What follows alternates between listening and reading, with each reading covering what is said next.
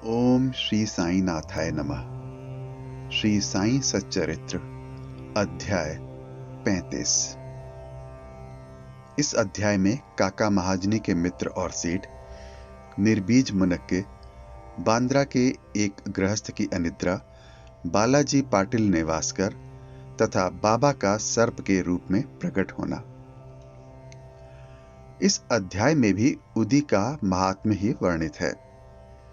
इसमें ऐसी दो घटनाओं का उल्लेख है कि परीक्षा करने पर देखा गया कि बाबा ने दक्षिणा अस्वीकार कर दी। पहले इन घटनाओं का वर्णन किया जाएगा।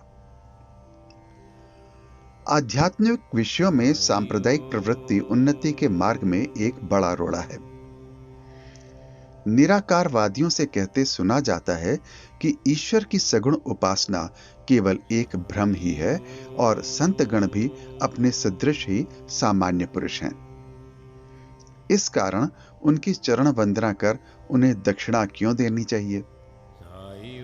अन्य पंथों के अनुयायियों का भी ऐसा ही मत है कि अपने सद्गुरु के अतिरिक्त अन्य संतों को नमन तथा उनकी भक्ति न करनी चाहिए। इसी प्रकार की अनेक आलोचनाएं साईं बाबा के संबंध में पहले सुनने में आया करती थीं तथा अभी भी आ रही हैं। किसी का कथन था कि जब हम शिरडी गए तो बाबा ने हमसे दक्षिणा मांगी। क्या इस भांति दक्षिणा ऐंठना एक संत के लिए शोभनीय था? जब वे इस प्रकार आचरण करते हैं तो फिर उनका साधु धर्म कहां रहा? परंतु ऐसी भी कई घटनाएं अनुभव में आई हैं जिन लोगों ने शिरडी जाकर अविश्वास से बाबा के दर्शन किए, उन्होंने ही सर्वप्रथम बाबा को प्रणाम कर प्रार्थना भी की। ऐसे ही कुछ उदाहरण नीचे दिए जाते हैं। काका महाजनी के मित्र। काका महाजनी के मित्र निराकारवादी तथा मूर्ति पूजा के सर्वथा विरुद्ध थे। कौतूहलवश वे काका महाजनी के साथ दो शर्तों पर शिरडी चलने को सहमत हो गए कि एक, बाबा को नमस्कार न करेंगे और दो, ना ही उन्हें कोई दक्षिणा देंगे। जब काका ने स्वीकारात्मक उत्तर दे दिया, तब फिर शनिवार की रात्रि को उन दोनों ने बंबई से प्रस्थान कर दिया और दूसरे ही दिन प्रातःकाल शिरडी पहुंच गए। जैसे ही उन्होंने मस्जिद में पैर रखा, उसी समय बाबा ने उनके मित्र की ओर थोड़ी देर देखकर उनसे कहा, अरे आइए श्रीमान, पधारिए, आपका स्वागत है। इन शब्दों का स्वर कुछ विचित्र सा था और उनका स्वर प्रायः उन मित्र के पिता के बिल्कुल अनुरूप ही था। तब उन्हें अपने कैलाशवासी पिता की स्मृति हो आई और वे आनंद विभोर हो गए। क्या मोहिनी थी उस स्वर में! आश्चर्य युक्त स्वर में उनके मित्र के मुख से निकल पड़ा कि निस्संदेह यह स्वर मेरे पिताजी का ही है। तब वे शीघ्र ही दौड़कर गए और अपनी सब प्रतिज्ञाएं भूलकर उन्होंने बाबा के श्री चरणों पर अपना मस्तक रख दिया। बाबा ने काका से तो दोपहर में तथा विदा लेते समय 2 बार दक्षिणा मांगी, परंतु मित्र से एक शब्द भी ना कहा। उनके मित्र ने फुसफुसाते हुए कहा कि भाई देखो, बाबा ने तुमसे तो 2 बार दक्षिणा मांगी, परंतु मैं भी तो तुम्हारे साथ हूं, फिर वे मेरी इस प्रकार उपेक्षा क्यों करते हैं? काका ने उत्तर दिया, बेहतर तो यह होगा कि तुम स्वयं ही बाबा से पूछ लो। बाबा ने पूछा, क्या कानाफूसी हो रही है? तब उनके मित्र ने कहा, क्या मैं भी आपको दक्षिणा दूं? बाबा ने कहा, तुम्हारी अनिच्छा देखकर मैंने तुमसे दक्षिणा नहीं मांगी, परंतु यदि तुम्हारी इच्छा ऐसी ही है तो तुम दक्षिणा दे सकते हो। तब उन्होंने 17 रुपए भेंट किए, जितने काका ने दिए थे। तब बाबा ने उन्हें उपदेश दिया, अपने बीच जो तेली की दीवार अर्थात भेदभाव है, उसे नष्ट कर दो, जिससे हम परस्पर देखकर अपने मिलन का पथ सुगम बना सकें। बाबा ने उन्हें लौटने की अनुमति देते हुए कहा, तुम्हारी यात्रा सफल रहेगी। यद्यपि आकाश में बादल छाए हुए थे और वायु वेग से चल रही थी, तो भी दोनों सकुशल बंबई पहुंच गए। घर पहुंचकर जब उन्होंने द्वार तथा खिड़कियां खोली तो वहां 2 मृत चमगादड़ पड़े देखे। एक तीसरा उनके सामने ही फुर्र करके खिड़की से उड़ गया।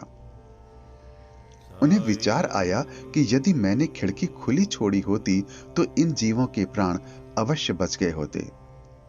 परंतु फिर उन्हें विचार आया कि यह उनके भाग्यानुसार ही हुआ है और बाबा ने तीसरे की प्राण रक्षा के हेतु हमें शीघ्र ही वहां से वापस भेज दिया। काका महाजनी के सेठ।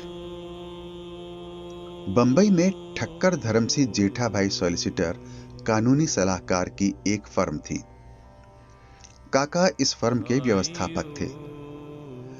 सेठ और व्यवस्थापक के संबंध परस्पर अच्छे थे। श्रीमान ठक्कर को ज्ञात था कि काका बहुधा शिरडी जाया करते हैं और वहां कुछ दिन ठहरकर बाबा की अनुमति से ही वापस लौटते हैं। कौतूहलवश बाबा की परीक्षा करने के विचार से उन्होंने भी होलिकोत्सव के अवसर पर काका के साथ ही शिरडी जाने का निश्चय किया। काका का शिरडी से लौटना सदैव अनिश्चित सा ही रहता था, इसलिए अपने साथ एक मित्र को लेकर वे तीनों रवाना हो गए। मार्ग में काका ने बाबा को अर्पित करने हेतु 2 सेर मुनक्का मोल लिए।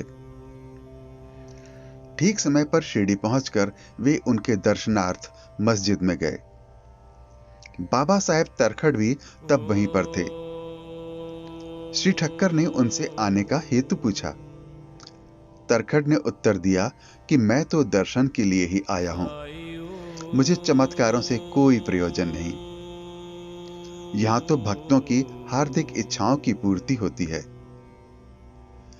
काका ने बाबा को नमस्कार कर उन्हें मुनक्के अर्पित किए। तब बाबा ने उन्हें वितरित करने की आज्ञा दे दी। श्रीमान ठक्कर को भी कुछ मुनक्के मिले। एक तो उन्हें मुनक्का रुचिकर न लगता था, दूसरे इस प्रकार अस्वच्छ खाने की डॉक्टर ने मनाही करी थी। इसलिए वे कुछ निश्चय न कर सके और न चाहते हुए भी उन्हें ग्रहण करना पड़ा और फिर दिखावे मात्र के लिए ही उन्होंने मुंह में डाल लिया। अब समझ में ना आता था कि उनके बीजों का क्या करें। मस्जिद के फर्श पर तो थूका नहीं जा सकता था, इसलिए उन्होंने वे बीज अपनी इच्छा के विरुद्ध अपने खीसे में डाल लिए और सोचने लगे कि जब बाबा संत हैं तो यह बात उन्हें कैसे अविदित रह सकती है कि मुझे मुनक्के नापसंद हैं। फिर क्या वे मुझे इसके लिए लाचार कर सकते हैं?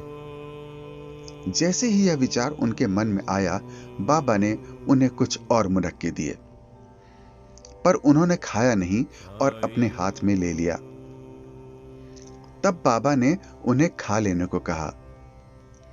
उन्होंने आज्ञा का पालन किया और चबाने पर देखा कि वे सब निर्बीज हैं। वे चमत्कार की इच्छा रखते थे, इसलिए उन्हें देखने को मिल गया।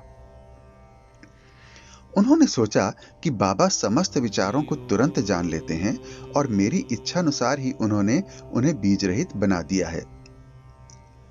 क्या अद्भुत शक्ति है उनमें। फिर शंका निवारणार्थ उन्होंने तरखड़ से, जो समीप ही बैठे हुए थे और जिन्हें भी थोड़े मुनक्के मिले थे, पूछा कि किस किस्म के मुनक्के तुम्हें मिले। उत्तर मिला, अच्छे बीजों वाले। श्रीमान ठक्कर को तब और भी आश्चर्य लगा कि यदि बाबा वास्तव में संत हैं तो अब सर्वप्रथम मुनक्के काका को ही दिए जाने चाहिए।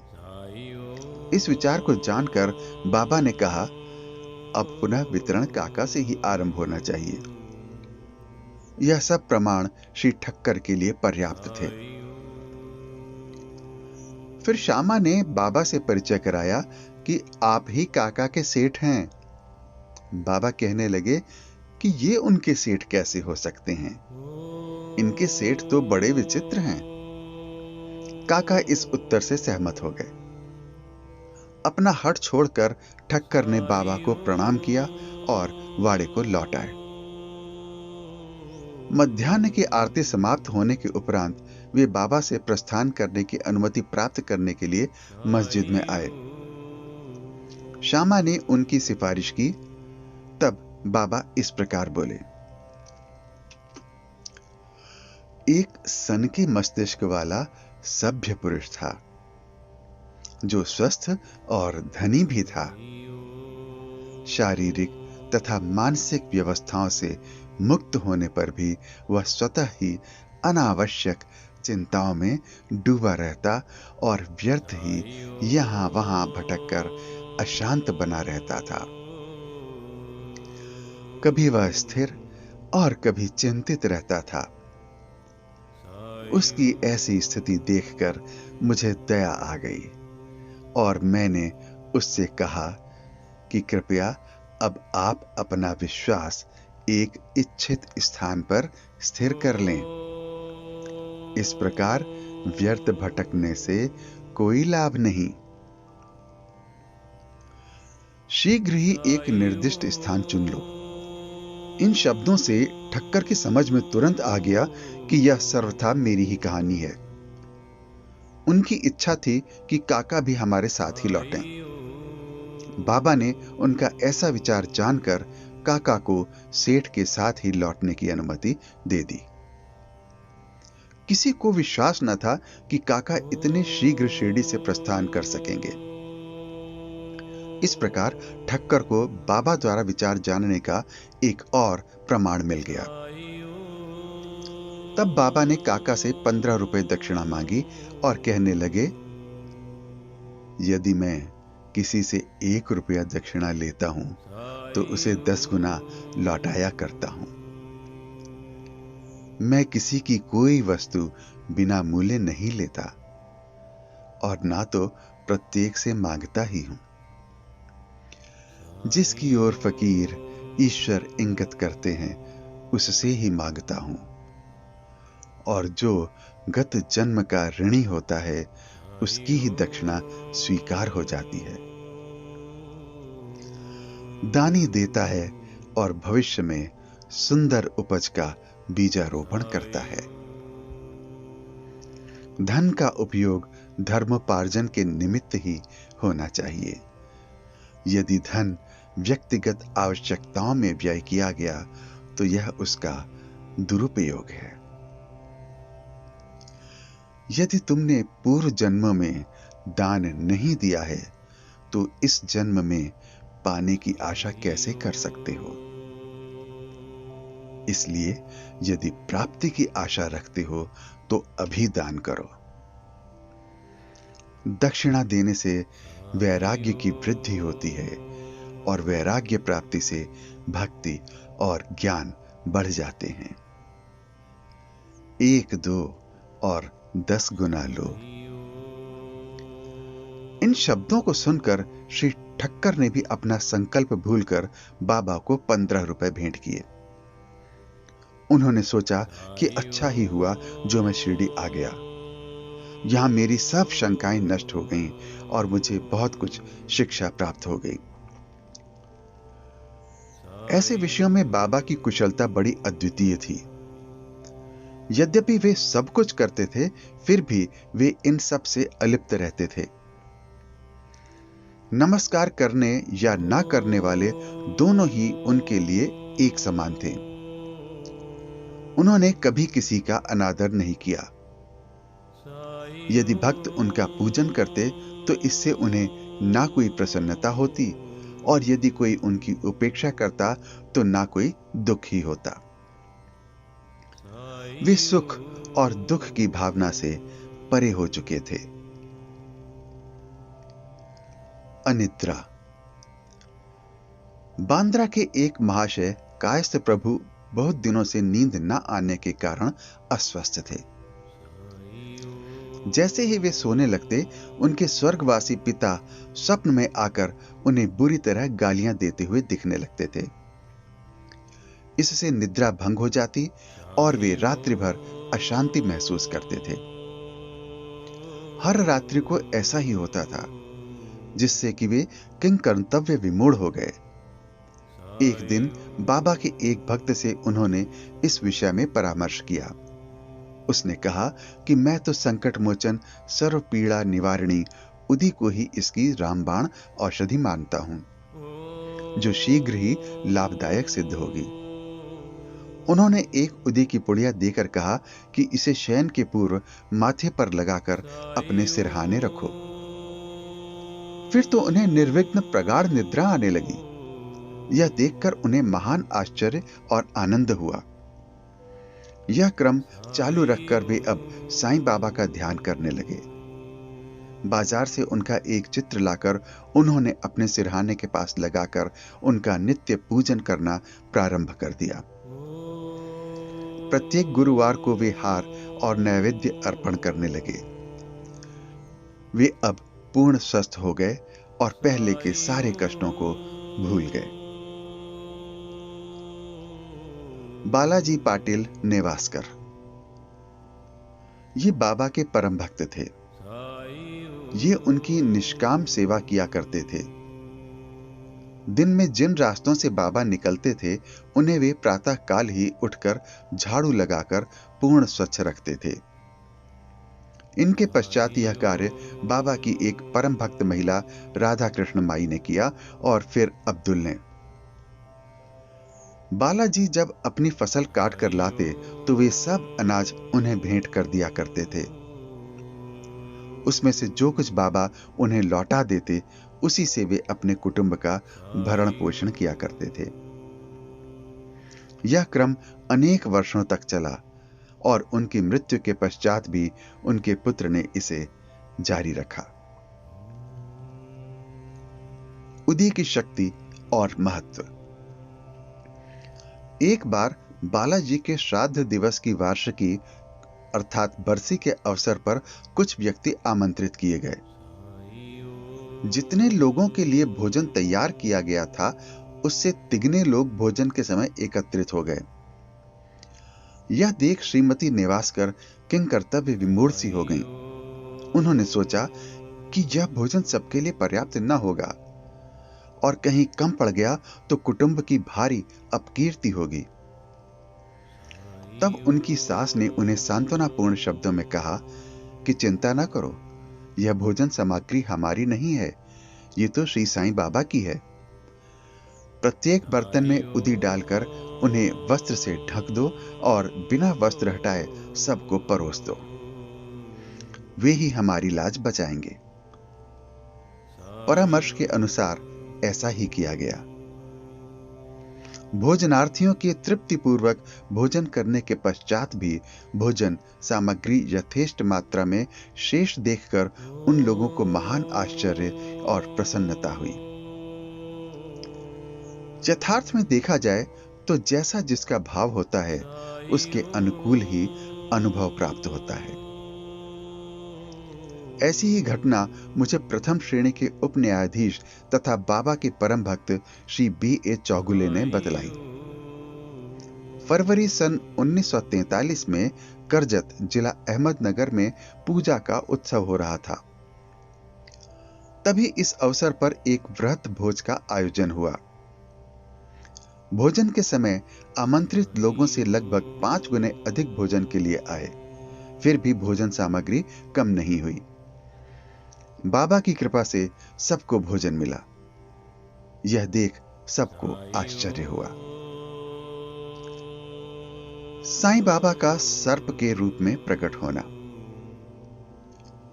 शिरडी के रघु पाटिल एक बार नेवासे के बालाजी पाटिल के पास गए, जहां संध्या को उन्हें ज्ञात हुआ कि एक सांप फुफकारता हुआ गौशाला में घुस गया है। सभी पशु भयभीत होकर भागने लगे। घर के लोग भी घबरा गए, परंतु बालाजी ने सोचा कि श्री साईं ही इस रूप में यहां प्रकट हुए हैं। तब वे एक प्याले में दूध ले आए और निर्भय होकर उस सर्प के सम्मुख रखकर उनको इस प्रकार संबोधित कर कहने लगे कि बाबा, आप फुफकार कर शोर क्यों कर रहे हैं? क्या आप मुझे भयभीत करना चाहते हैं?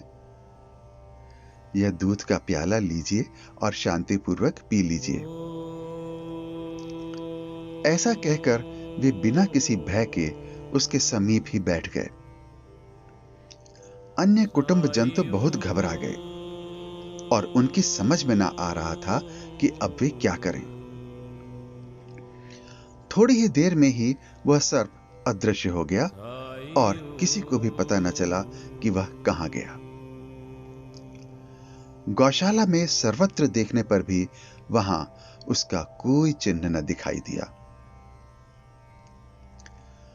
श्री सद्गुरु साईनाथार्पणमस्तु। शुभम भवतु। सप्ताह पारायण पंचम विश्राम।